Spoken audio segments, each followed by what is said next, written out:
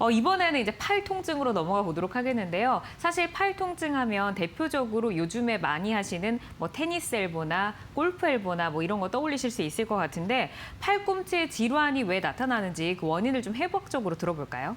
예, 이제 두 번째 주제로 팔꿈치 질환에 의해서 손저림이 오는 경우인데요. 팔뼈는 주로 이제 바깥쪽으로 우리가 테니스 엘보라 하는 팔꿈치 밖에서 있는 밖에 아픈 테니스 엘보가 있겠고 외상과라 그러죠. 그다음에 내측을 보면 만져보면 튀어나온 뼈가 있어요. 내상과라고 합니다.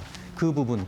그다음에 이 팔 아래쪽으로는 엄지손가락 쪽으로 요골이라고 하는 부분이 있고요. 새끼손가락 쪽으로 이 척골이라고 하는 이 세 가지 뼈, 상완골, 척골, 요골 이 세 가지 뼈에 의해서 이제 팔꿈치가 구성이 되게 되는데요. 그걸 이제 위측에서 보게 되면은 상완골과 이 척골 사이에는 주로 이제 굽히고 펴는 이런 동작을 하는 운동이 일어나게 되고 상완골하고 요골 사이에서는 회내랄에서 손바닥을 밑으로 하는 이런 동작 또는 손을 뒤집는 이 회외 동작 그런 것이 여기서 일어나게 됩니다. 이런 세 가지 뼈를 단단하게 이어주는 구조물이 인대라고 하는 것이 복잡하게 이렇게 있거든요. 그리고 이것을 덮고 있는 이제 근육들이 있게 돼요. 그래서 여기 보이는 여기 하얗게 보이는 이 부분이 이제 우리가 이제 테니스 엘보라고 하는 그 심줄에 염증이 생기는 그런 질환이 되겠습니다. 이제 팔꿈치가 찌릿찌릿하면서 이제 테니스 엘보, 뭐 골프 엘보 이런 게 온다라고 말을 많이 하는데 이게 이제 운동 선수들이 좀 많이 걸리는 질병이잖아요. 아니면 요즘에 운동을 좀 과하게 하는 분들이. 근데 이게 이제 테니스 엘보가 손을 많이 써가지고 질병이 찾아오게 되는 건가요? 예, 그래서 테니스 엘보는 보통 많이 써서 생기는 맞습니다. 아까 보이는 하얀 심줄과 뼈가 붙는 그 상과 부분이 마찰에 의해서 염증이 생겨서 아프다고 하는데 어떤 경우에는 쓰지도 않았는데도 아픈 경우가 있거든요. 그래서 퇴행성 외에도 우리가 경막이라고 하는 부분, 근막이라고 하는 이 부분이 있는데요. 아까 말씀드린 경막이라고 하는 것이 신경을 싸고 있는 막인데 이쪽 부분에서 긴장이 많이 걸리게 되면은 많이 사용을 하지도 않아도 테니스 엘보와 비슷한 증상이 일어날 수 있습니다. 또한 근육을 싸고 있는 근막이라고 하는 저 부분에 로딩이 가중되게 되면은 쓰지도 않았는데 테니스 엘보 증상이 오게 됩니다. 그리고 증상 중에서 이제 중요한 것이 주로 테니스 엘보는 아주 진단은 쉽습니다. 보통 손목을 위로다 이렇게 제낄 때 이제 팔꿈치 부분에 통증이 오게 돼서 진단은 별로 어렵지가 않은데 이게 주로 밤에 심하게 오게 됩니다. 밤에 심하게 오게 되고 그다음에 또 통증 자체가 팔꿈치에만 있는 것이 아니고 좀 더 진행이 되면은 손목까지 방사통이 일어나게 돼요. 그래서 보통은 어떤 분들은 손목이 좀 처음부터 아프다고 하는 분이 있거든요. 근데 원인을 찾아보면은 이게 외상과염, 테니스 엘보인 경우가 있는 거죠. 그래서 검사는 테니스 엘보 검사는 이런 식으로 검사를 할 수가 있겠고요.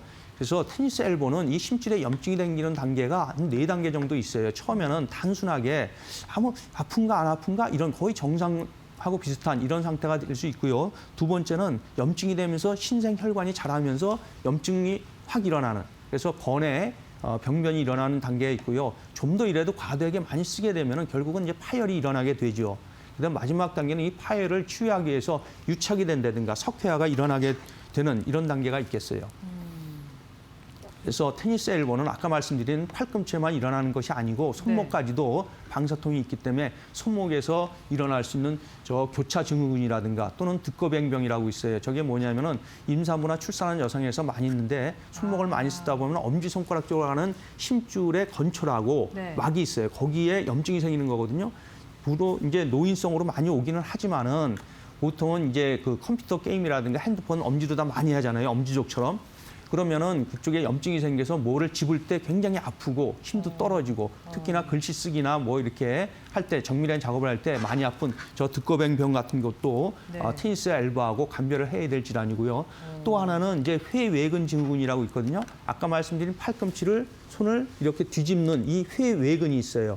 근데 이 회외근은 보통 이 엄지손가락이라는 요골신경의 지배를 받고 있는데 요골신경 중에서도 깊은 가지의 지배를 받고 있다고 해요. 그래서 보통 요골신경이 이렇게 압박을 받게 되면은 손목이 이렇게 딱 떨어지는, 이게 들어지지 않는, 이게 보통 이제 토요일 밤 증후군 해서 이제 금요일 날 술 많이 드시고 이렇게 이제 베개 베고 주무시고 해서 그 요골신경이 압박을 받아서 이게 손이 안 들어지는 이렇게 있는데 이 회근이라고 하는 건 손목은 들어지는데 손가락만 이렇게 떨어지는 병이에요. 예, 그런 것도 아픈 위치가 이 테니스 엘보하고 비슷한 위치에 아프게 됩니다.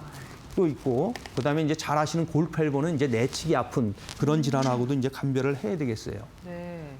이게 모르게 손이 들어지지 않는다든지 외측이 아프다든지 뭐 안쪽이 아프다든지 굉장히 좀 다양한 증상들이 있는데 사실 테니스 엘보 하면 그동안은 뭐 물리치료나 냉찜질이나 뭐 이런 것들로 좀 치료를 해왔잖아요. 예. 그럼에도 불구하고 이 통증이 사라지지가 않아서 고민하는 분들 많으실 텐데 다른 혹시 그 치료 방법이 있을지 너무 궁금한데 혹시 있을까요? 예, 그래서 이 테니스 엘보는 말씀하신 대로 여러 가지 그 약물요법이나 물리치료, 휴식 이런 걸 통했는데 잘 낫지 않는 경우가 많고 재발하는 경우도 많이 있습니다. 그 원인이 아까 말씀드린 뇌 근막의 이 로딩이 증가된다든가 또는 이 경막이라고 해서 신경을 싸고 있는 그 부분에 텐션이 증가돼서 긴장도가 증가돼서 오는 원인이 있기 때문에 이 부분에 대한 치료가 난치성인 경우는 생각을 해야 되고요. 또 하나는 이 심줄 인터링크 치료라고 하는 게 있어요. 예를 들어서 오른쪽 팔꿈치에 테니스 엘보가 있다고 하면은 반대쪽 무릎에 바깥쪽에 인대를 치료하는 이런 교차하는 지점에서 치료하는 이런 테크닉을 이용해서 치료한다든가 이런 치료를 할 수 있겠고요. 또는 아주 심하면 결국은 수술도 합니다. 좀 놀랍지만은 테니스 엘보가 너무 안 나면요 수술을 해요. 주로 이제 개복해서 하는 경우도 있지만은 개방해서 하는 경우도 있지만은 내시경 시술로 한 1cm 정도의 구멍을 내고 3mm 정도 두께의 내시경을 집어넣어서 염증을 제거하는 수술도 할 수 있고 또는 미세건 유리술이라고 해서 아주 미세 바늘을 네. 그 심줄하고 뼈의 접합 부분에 자극을 줘서 염증을 제거하고 혈행을 개선하는 이런 치료도 할 수 있거든요. 이런 수술까지 가기 전에 네. 신경 기능을 회복하고 심줄을 회복시킬 수 있는 줄기세포 치료가 대안으로 생각할 수 있겠습니다. 지금은 이제 뒤에 있는 게 시술 영상인가요? 예, 그래서 요거는 이 테니스 엘보의 여러 가지 단계를 보여주는 건데 아까 네. 말씀드린 두 번째 단계에서 염증 단계에서 신생혈관이 자라고 있는 모습을 보여주고 있는 거고요. 네. 그다음 사진은 이제 MRI 사진인데요. 보여야 되는 심줄 부분이 전혀 보이지를 않고 완전히 파열된 한 3단계 정도의 모습이거든요. 그래서 이제 치료는 보통 이제 초음파 유도하에 초음파로 잘 심줄을 확인하면서 바늘이 들어가서 잘 치료를 하고 있는 그런 모습을 보여주고 있습니다. 그리고 뭐 안 되면은 이런 네. 식으로 수술까지도 해야 되는 이런 일까지 벌어지거든요. 그래서 아까 말씀드린 여러 가지 경막이라든가 근막선 치료 또는 반대 인터링크를 이용한 심줄 치료 이런 것들을 해보시고 네. 또 대안으로 줄기세포 치료를 해보시고 그래도 안 되면 마지막 수단으로 이렇게 수술까지 해야 되는 경우가 생깁니다. 네. 아까 말씀드린 감별 진단에서 손목이 아파서 오는 경우에 손목뿐만 아니고 테니스 엘보일 수 있다는 생각을 해서 바로 이 심줄이 직선으로 주행하고 엄지손가락으로 가는 이 부분에서 교차되는 심줄이 교차되면서 마찰이 일어나서 통증이 생기는 교차 증후군에 대한 감별도 해 주셔야 되겠고 이 엄지로 가는 엄지 쪽으로 가는 심줄이 그 무지 외정근이라든가 또는 단무지 신건이라고 하는 이 심줄에 염증이 생겨요. 여기 보면 파란 색깔 있죠?